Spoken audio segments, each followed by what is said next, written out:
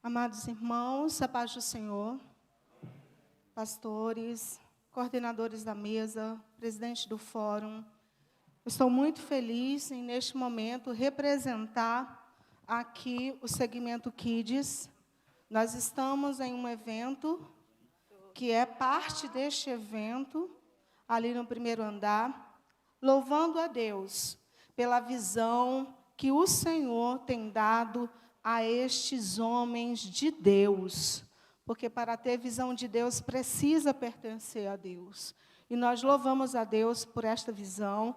E desde 2017, a partir de uma palestra, a partir do desafio, da compreensão desse desafio, como o segmento KID, como um segmento importante, prioritário e estratégico para a evangelização dos povos, esse fórum acatou essa proposta de ter sempre uma atividade direcionada ao público infanto-juvenil. E nós louvamos a Deus, porque estamos no nosso 16º Fórum de Líderes de Missões das Assembleias de Deus do Nordeste, mas também no 3º Fórum de Líderes de Missões das Assembleias de Deus do Nordeste, Kids, reunindo, graças a Deus, 11 das convenções assembleianas da nossa região. E nesta manhã, nós estamos aqui para apresentar um projeto. Mas antes de apresentá-lo, gostaríamos de fazer uma reflexão sobre os desafios, a realidade da infância e o desafio da igreja nordestina. Eu queria pedir que o irmão Anderson, esse é o nosso fórum que está acontecendo ali com o tema A Maior Descoberta. E nesse momento eu gostaria de convidar você a refletir sobre a realidade da infância e o desafio da igreja nordestina. Vou ser muito rápida, pode passar, irmão Anderson. E eu gostaria de trabalhar aqui a partir de 3 diferentes nuances. A realidade social, a realidade cultural e a realidade espiritual das crianças do Nordeste. Pode passar. Quando a gente olha para a realidade social, o que nós vemos é que a nossa região ainda enfrenta desafios tão gigantescos que nós não entendemos a diferença entre uma cidade onde nós estamos, em Salvador, parece uma cidade, um estado, mas se você vai para a periferia, se você sai da capital, é uma grande realidade. É uma grande diferença, essa diferença é gritante. E essa diferença é maior quando se trata de crianças. E hoje nós temos ainda, na região Nordeste, como a região que tem o maior índice de prostituição infantil. Nós ainda temos escolas multisseriadas. Está na região Nordeste o estado com o maior número de crianças abusadas em todo o Brasil. Nós ainda somos a região do trabalho infantil, nós ainda somos a região de crianças subnutridas. Quando a gente passa para a realidade cultural, nós vemos que as nossas crianças estão sofrendo imensamente, irmão Anderson, pode passar? Estão sofrendo muito com outros tipos de problema. O consumismo, o vício a jogos, a adultização e a erotização. Você pode dizer que isso não é uma prioridade, exclusividade da região Nordeste. Mas foi aqui que o Senhor nos plantou e é dessa região que nós precisamos cuidar. Portanto, é para essa região que nós precisamos olhar. E aí a gente vê a realidade espiritual das crianças. E aqui eu trouxe apenas 2 quadros dessa realidade. A primeira é a realidade em que o espiritismo tem crescido enormemente entre as crianças. E eu não sei se os irmãos são familiarizados com a expressão amigo oculto ou amigo imaginário. Hoje, as escolas, em 2019, o governo brasileiro lançou um projeto de igrejas cristãs pela melhoria da educação no Brasil. E ele abriu as escolas para que as igrejas pudessem entrar nas escolas. Infelizmente, houve pouca adesão e muita gente não conhece que hoje, legalmente, nós temos um projeto de Ministério de Educação em que a igreja pode apresentar projetos para a melhoria da educação básica no Brasil. Nós não entramos, mas os espíritas entraram. Eles promoveram grandes congressos, eles arrecadaram fundos e eles colocaram uma quantidade enorme de material espírita nas escolas. E hoje, grande parte do material paradidático utilizado nas escolas públicas e privadas são materiais espíritas, onde é incentivado a criança que tenha um seu amigo imaginário. Nós temos também a cultura afro como um grande desafio e hoje há, entre aspas, uma evangelização dessas crianças para a cultura afro, que, na verdade, não é cultura, mas recebe o nome de cultura, recebe incentivo cultural, mas, na verdade, é simplesmente uma inculcação de uma doutrina de demônios. Essa é a realidade das nossas crianças. E nós temos mais de 12 milhões de crianças na região Nordeste. Nós temos países, se nós formos comparar, nós temos países dentro da nossa região, simplesmente de crianças. E se nós colocarmos aí os adolescentes, nós temos mais de 20 milhões de pessoas na região Nordeste entre 0 e 19 anos. E nós temos mais de 12 milhões entre 0 e 14 anos. Então, qual é o nosso desafio como igreja? Qual é o desafio da igreja nordestina? Eu acho que este é o fórum, é o lugar, é o locus ideal para refletirmos sobre esses desafios. O primeiro desses desafios que eu gostaria de apresentar aqui aos irmãos, pode passar esse, eu acho que a gente não vai dar tempo, é o desafio de uma nova visão, o desafio da visão, o desafio do espaço, o desafio do cuidado, o desafio dos vocacionados, o desafio do método, o desafio da evangelização e, por último, o desafio da mentoria. E o tempo é curto e eu vou passar por esses desafios de relance. Mas eu espero, e eu tenho orado, e tenho um grupo orando comigo, eu não sou sozinha, eu estou aqui representando uma multidão. Um grupo orando para que Deus não apenas dê a visão, porque Ele já deu, e eu estar aqui falando, representando o segmento infantil, é resultado dessa visão. Mas essa visão precisa ser ampliada. Porque o nosso problema é muito maior do que o que a gente imagina. E eu trouxe aqui alguns pontos, por exemplo, falando de igreja, o desafio da visão, como a igreja vê a criança. A maioria vê a criança como incômodo, é o barulho, é o gasto. Outras pessoas veem a criança como devir, a criança não é, virá a ser. E quando a igreja olha a criança como algo que virá a ser, ela não investe hoje, porque ela deixa para investir quando ela for. Mas Jesus não olhou a criança como um devir. Ele disse, elas são. Elas não serão, elas já são. Então a igreja pode ser, a igreja precisa olhar para as crianças como uma realidade presente e não como uma realidade futura. Mas muita gente olha a criança como isca. E aí eu preciso abrir o meu coração nesse momento e dizer que muitos missionários usam a criança como isca. A criança é quem vai atrair o pai, quem vai atrair a mãe. Não, criança é peixe, criança tem alma. Evangelize a criança pelo que ela é. Jesus morreu pelas crianças. E as crianças vão, sim, refletir Jesus nas suas casas como consequência disso. Mas nós não as evangelizaremos como isca, evangelizaremos porque elas estão no plano de salvação de Deus. Mas nós podemos ver a criança, acima de tudo, como ovelha. E se essa criança é ovelha, essa criança precisa de cuidados, ela precisa ser tratada como ovelha. E aí nós temos o desafio do espaço. E no desafio do espaço, a gente vê a ausência de salas, a ausência de espaço, o desafio mobiliário, porque as crianças recebem o que sobra, o que não serve mais. É regra?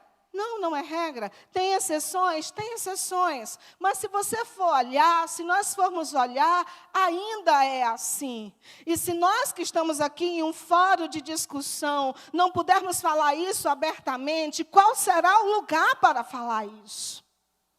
Nós precisamos despertar, porque quando a gente olha, vai escolher uma escola para o seu filho, você escolhe a escola que tem um material adequado, que tem uma boa sala, que tem os melhores professores, e nós estamos educando para a eternidade. Isso é muito mais importante do que alfabetizar uma criança.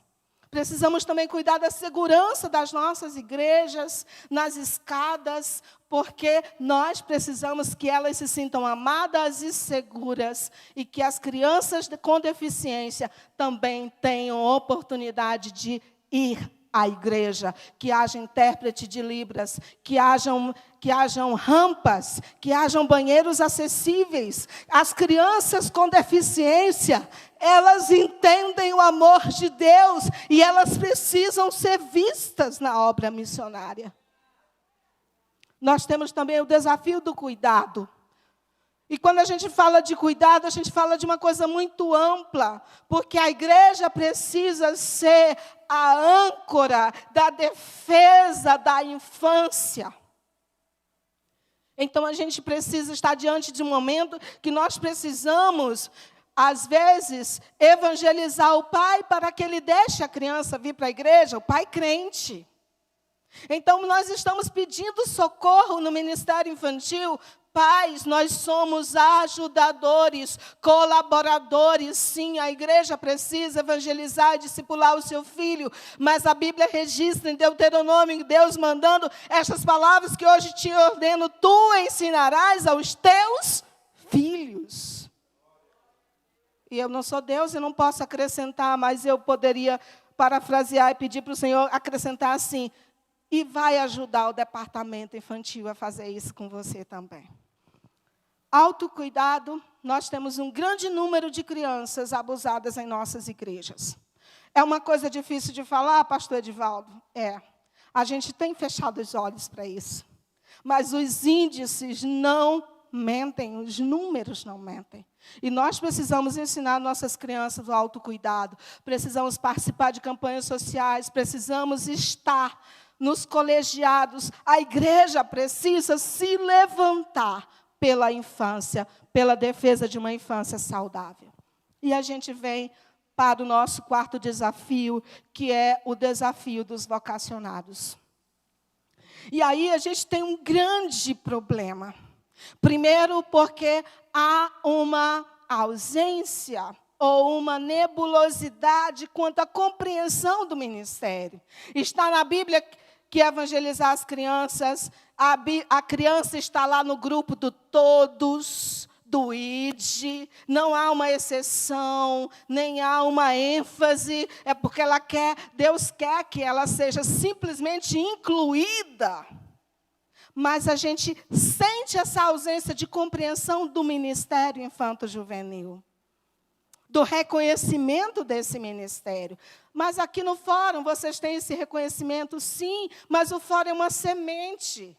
E essa semente precisa ser espalhada pela nossa região, porque nós temos igrejas e igrejas e igrejas, inclusive grandes igrejas, sem um departamento infantil estruturado. A estratégia de atrair pessoas, estratégias para consolidar vocações. O Ministério Infantil precisa ser visto como parte estruturante de missões, porque é lá que a criança aprende a amar os povos. É lá que a criança entende que ela é testemunha. Mas como ela vai entender se o seu professor não entende? Se o seu professor não está preparado, se o seu professor, muitas vezes, está lá porque não tem outra pessoa para estar. E nós precisamos de socorro no sentido de que precisamos reconhecer esse ministério, precisamos atrair os melhores. Sim, os melhores, os doutores, os mestres, para fazer o fundamento de uma vida cristã, porque sem um bom fundamento, qualquer prédio racha. E precisamos que essas vocações elas sejam consolidadas. Nós precisamos que esses professores sejam mentorados, sejam cuidados. E aí a gente vai parar em uma coisa, pode passar, irmão Anderson, que está acontecendo muito hoje, acho que é um antes desse, que é essa questão. Somos convictos ou motivados? Talvez a gente saia do fórum muito motivado. O problema da motivação é que ela é sedenta e ela é como um balde de água numa areia, numa montanha de areia. A gente simplesmente se motiva porque a gente viu, porque a gente ouviu, porque aquela irmã lá das crianças fala emocionado e ela chora e ela gesticula e ela parece que ela é meio maluquinha, eu também acho. Aí você vai dizer, que legal, nós vamos fazer alguma coisa, mas se você não tiver convicção que a criança é pecadora, que o seu chamado inclui as crianças, que a criança é igual, mas ela é diferente, porque ela é igual na sua essência, mas ela aprende diferente, ela vê diferente, ela precisa de recursos diferentes, ela tem um tempo diferente. Se você não tiver convicção disso, essa palestra não vai passar de uma motivação. E é isso que a gente tem medo. Porque nós queremos convicção. Nós vamos cuidar hoje e amanhã e depois de amanhã. E mesmo que a gente não veja o fruto, a gente tem certeza que aquele Senhor, para quem trabalhamos, é fiel e que dará a justa recompensa naquele dia. Se Ele vai dar por um copo d'água, não dará pela evangelização dos seus cordeiros? Sim. Ele tem uma recompensa para isso. E aí a gente vem para o desafio do método. E no desafio do método, isso é atarrachador. Sabe quando você parafusa com uma chave de fenda muito forte, um parafuso numa madeira? É assim que a gente se sente. Muito apertado. Porque como para o ministério infantil, via de regra, não vão os melhores, nós estamos diante da virada da chave. Nós precisamos do conceito de educação cristã ampliada para a igreja, porque pergunte, faça um teste, crianças que estão desde a sua primeira infância na igreja não conseguem recitar 20 versículos de memória. Professores, muitos professores não conseguem. E o que está acontecendo? A questão é que a palavra é a mesma, mas as pessoas aprendem de acordo com a sua cosmovisão.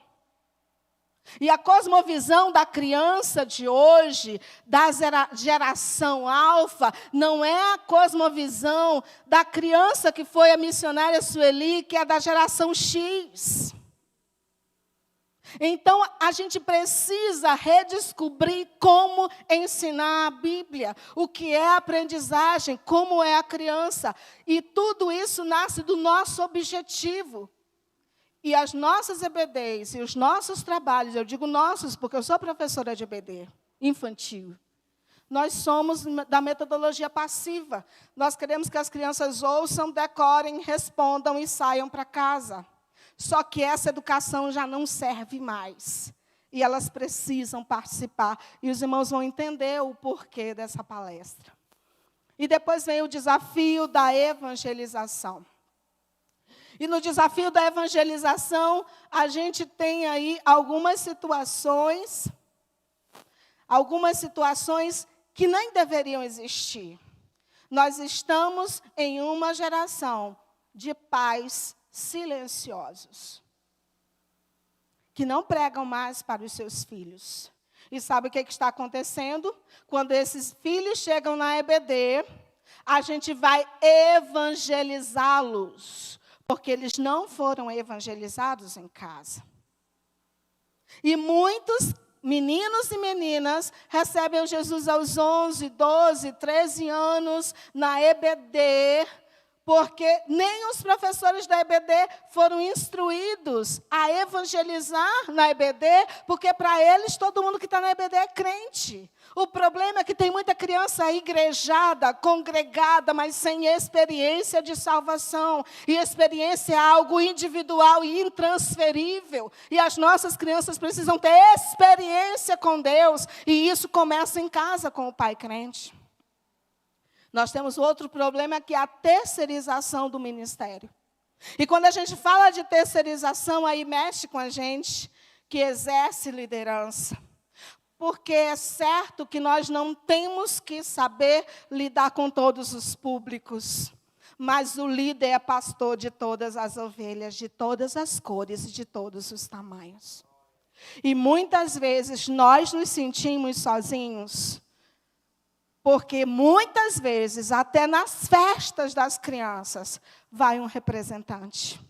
E criança ama pastor. E as crianças vibram quando os pastores aparecem. Mas elas não precisariam vibrar se eles estivessem. E a questão da terceirização do ministério infantil, as irmãs vão fazer. Parece muito lindo. Eu, particularmente, me sinto honrada. Mas e a solidão? E as angústias? E os problemas? A gente vai contar para quem? Porque menino tem problema. E tem problema de criança que é maior que o nosso. Mas é melhor deixar isso para lá. Então, a evangelização ocasional é um outro problema. Evangelizamos crianças na IBF, evangelizamos crianças em determinados momentos. Só que, meus irmãos, o nosso público tem prazo de validade. Não dá para esperar julho do ano que vem, porque elas podem ter morrido sem Jesus. E nós precisamos pensar, senhores missionários, em um programa de evangelização que aconteça de janeiro a janeiro. Nós temos o problema também da evangelização superficial, e o pastor Edivaldo ontem nos deu assim uma aula sobre isso. E nós estamos vibrando com essa aula. Evangelização superficial não dá para ser simplesmente dizer Jesus te ama ou você pecou, porque as crianças dessa geração têm uma cosmovisão muito acelerada, muito ampliada, e elas querem saber como, quem, por quê, onde, quando, para quê, quem foi. E aí, nós estamos tratando essas crianças da forma como nós éramos tratados como crianças, mas elas não são da nossa geração. Elas precisam, Deus criou os céus e a terra, me prove. E a gente vai dizer, Deus criou porque criou. Não, mas Deus deu provas de que Ele criou em toda a Bíblia. Mas a criança precisa saber que isso não está apenas em Gênesis 1. O abandono dos novos convertidos. Quantas crianças aceitam a Jesus na EBF? E quantas permanecem 2 meses depois? E aí eu tenho aqui um conjunto de perguntas que eu gostaria que o irmão levasse para refletir. Quantas crianças tem no seu bairro? No bairro. Onde o senhor está? Tem quantas crianças? Qual é o tamanho da sua equipe? Quantas crianças e pré-adolescentes você deseja ter quando o ano acabar? Sim, porque nós temos que ter metas de conversão. Eu sonho sonhos muito literais. Porque o meu Deus é real. E Ele me dá autonomia para sonhar vendo, porque eu não posso viver por vista. Então, eu tenho que olhar para o meu bairro e dizer, na escola Francisco de Assis, já deu um nome para a sua escola, pastor? Tem 300 crianças. Mas na minha congregação só tem 20. E onde estão as 280 crianças? E o que eu estou fazendo para que elas venham para cá? Muitos de nós não têm ideia de quantas crianças tem no seu bairro. E estamos felizes com o nosso conjuntinho de 20 crianças. Enquanto 280 estão fora e vão continuar fora se ninguém for. E se a infância não for um desafio missionário, eu me pergunto o que é desafio missionário, porque se a Europa está onde ela está por causa da geração silenciosa de 1914. E depois da geração perdida, que foi para a guerra. E de lá para cá, os Estados Unidos, por exemplo, têm perdido em uma década 12% de cristãos. E não se engane, porque nós estamos em ascensão, nós não corremos o risco de ser Europa e Estados Unidos. Porque a religião que mais cresce no Brasil é os sem religião. E sabe onde está isso? Na infância. Muitas e muitas crianças que dizem, Deus é história de carochinha, Deus é conto de fadas, eu não acredito em Deus. E você olha para a criança, ela não tem tamanho nem para ficar de pé. Mas eles estão sendo ensinados, eles estão cercados.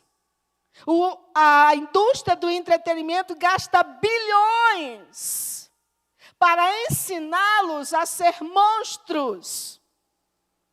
E hoje ninguém tem mais medo de bruxa. Ninguém tem mais medo de zumbi. Eles vibram como se estivesse assistindo uma final de Copa do Mundo. Jogando, matando, o sangue escorrendo e as crianças adrenalinadas, querendo mais, viciadas. E quantas estão fora? E aí a gente colocou aí, irmão Anderson, rapidamente, o que está acontecendo com essa geração. Então, a gente tinha lá em 1940, 76%, por exemplo, dessa pesquisa da Pew, 76% dos baby boomers se declaravam cristãos. 1980, já são apenas 49%. E na geração Z, não está aí, mas os irmãos que quiserem anotar, são apenas 22%. Então, o desafio da evangelização infantil não é porque eu amo o departamento infantil, eu também trabalho com adultos, com jovens, com senhorinhas, mas é porque se nós perdermos uma geração, perderemos uma geração. E uma geração é fácil de ser perdida, mas eu vou levar pelo menos 40 anos para recuperar a cosmovisão de uma geração perdida. Eu perco em 10 e levo 40 tentando reconquistar essa cosmovisão. E hoje a fé não faz mais parte da cosmovisão das crianças. Deus, Papai do céu, não faz mais parte da cosmovisão das nossas crianças. Por último, eu quero só falar dessa idade da conversão para a gente apresentar o projeto. Essa é uma idade chamada janela da conversão. A gente tem a janela 1040 e a janela 414. Enquanto a janela 1040 é uma janela geográfica, a janela 414 é uma janela etária. Porque é nessa janela que nós temos o maior número de conversões. Pode passar, Anderson, por favor, irmão Anderson. E nós temos aí cerca de 85% das decisões feitas dentro dessa idade. O que me assusta e me traz aqui com esse nível de quase desespero é que se nós não evangelizarmos, essa janela vai acabar.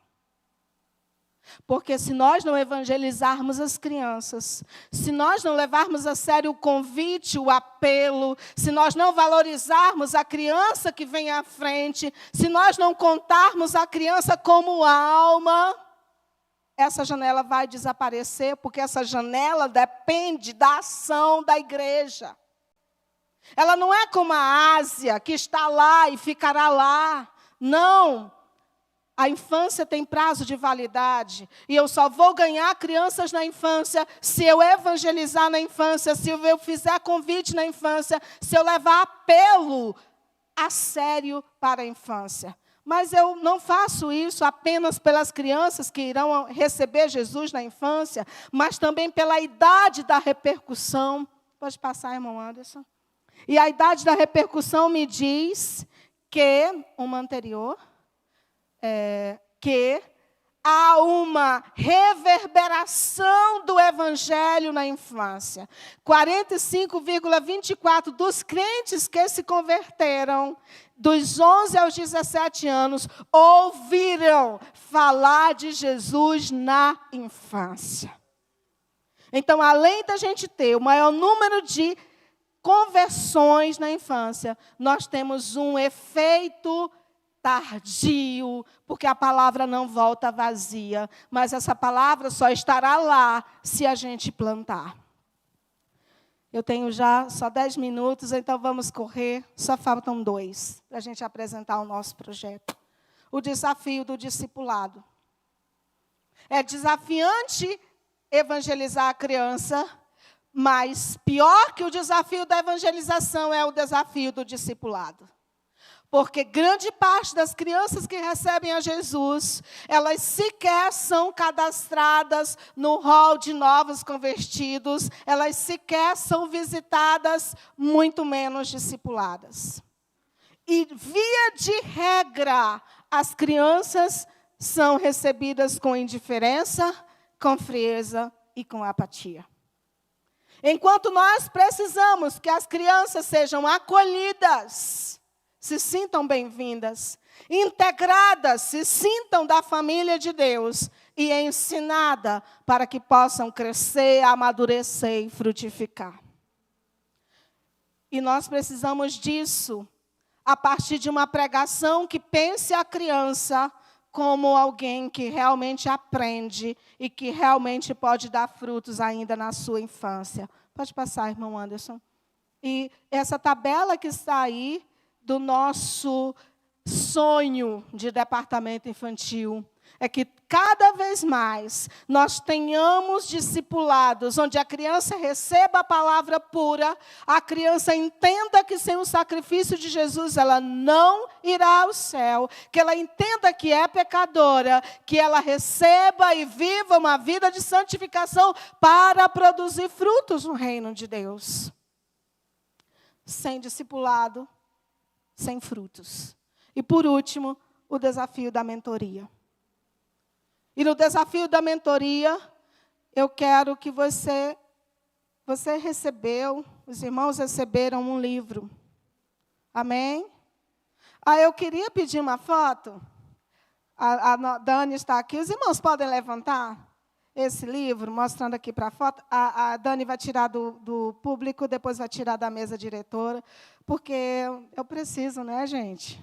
Mostrar para as nossas colegas que vocês estão aqui e que o recado foi passado, e eu espero que... Glória a Deus. E por que isso? Esse é um material de evangelização e de mentoria. E o que a gente está chamando de mentoria? A gente sabe que a mentoria é uma espécie, é uma classe de discipulado. Quando a gente pensa em mentoria, não em coaching, mas em mentoria, e a gente entende que a gente precisa falar disso. Por que mentoria em missões? Primeiro, a gente precisa vencer alguns desafios. A ditadura do tempo, porque as nossas crianças têm X tempo para aprender. Passou de uma lição para outra, não importa, o relógio é ditador. Mas a gente quer vencer isso. E a gente quer que a criança aprenda no seu ritmo, para que ela aprenda de verdade. Porque que enquanto a criança não tem certeza de salvação, ela não tem segurança para a evangelização. E muitas crianças, eu diria até adultos, não evangelizam, não é por falta de tempo ou de oportunidade, mas porque não se sentem seguros e sentem medo de serem interpelados e não terem as respostas. Se nós não prepararmos as crianças para a evangelização, elas não irão evangelizar. Porque só dizer que Cristo salva já é suficiente para muita gente, mas para a maioria já não é. E elas precisam ter argumentos, e argumentos bíblicos. E isso se faz vencendo a ditadura do tempo e se dedicando a uma criança, não apenas por um período, mas pelo período de tempo que ela precisa para aprender.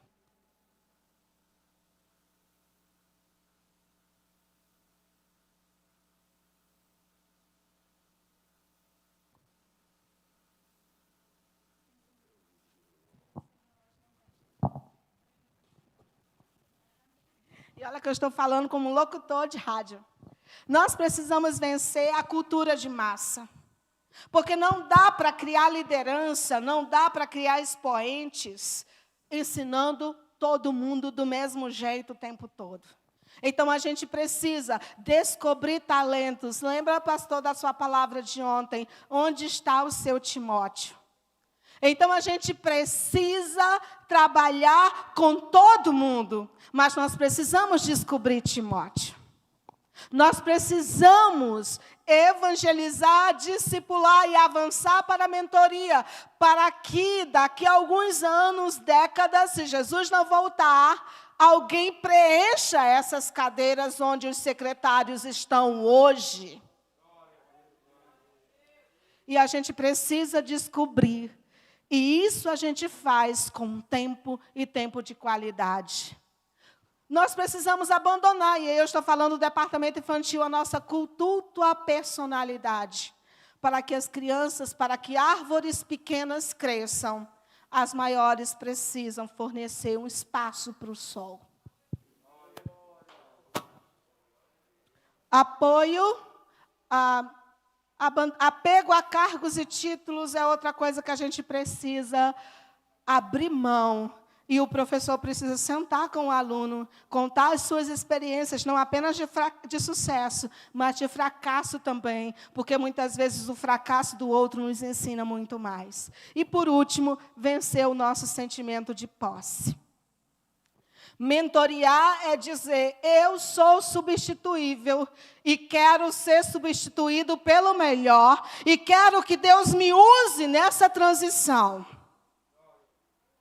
E é isso que eu vim apresentar para os irmãos hoje, um projeto de mentoria.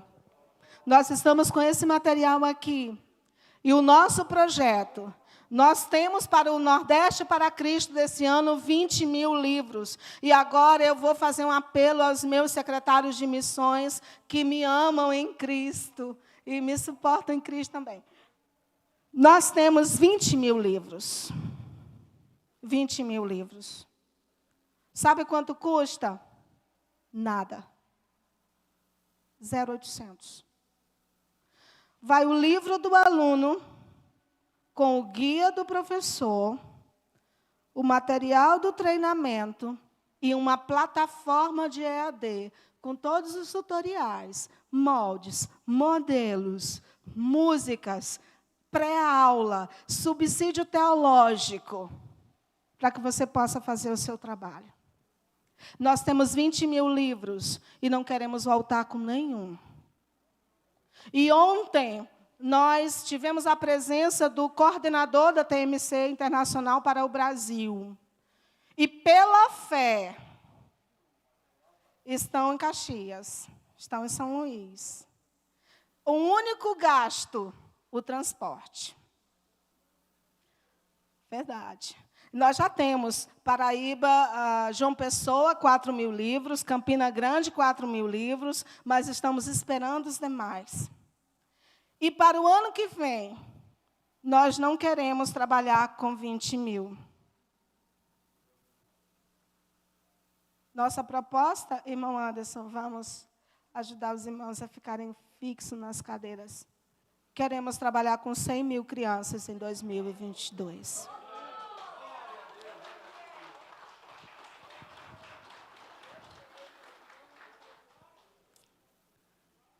Os livros nós ganhamos ontem. Mas falta gente para fazer. O livro sozinho não faz nada.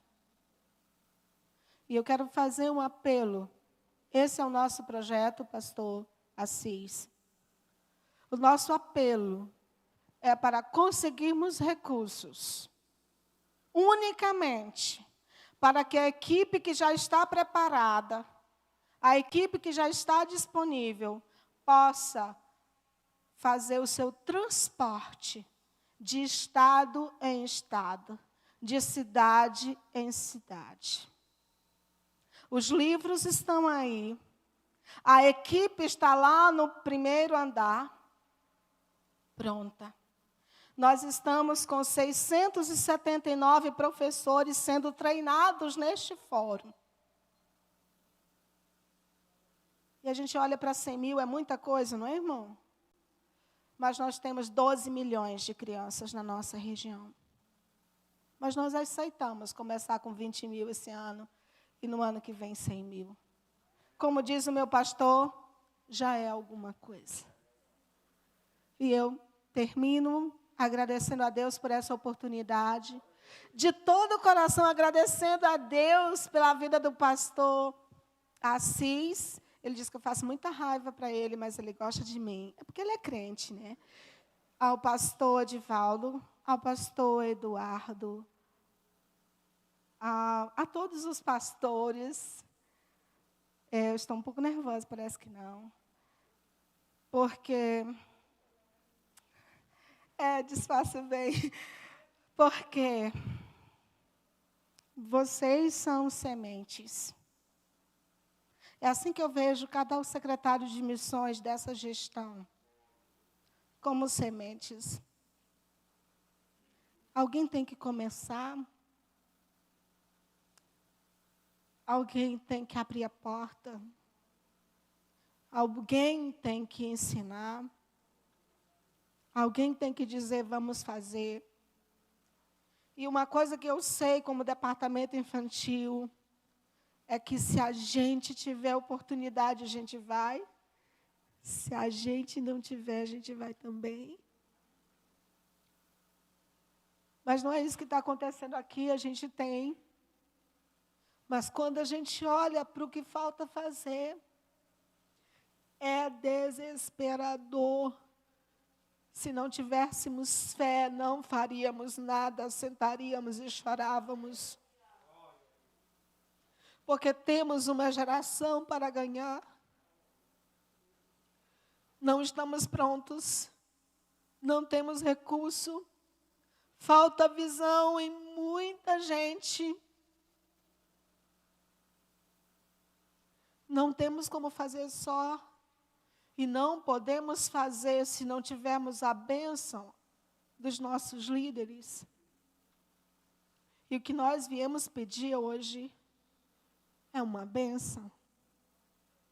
É um façam. É um vamos com vocês. O que vocês precisam? Nós precisamos ganhar uma geração para Jesus. Os senhores precisam ganhar essa geração para Jesus. E sabe o que nós somos, pastor Assis? Os ajudantes.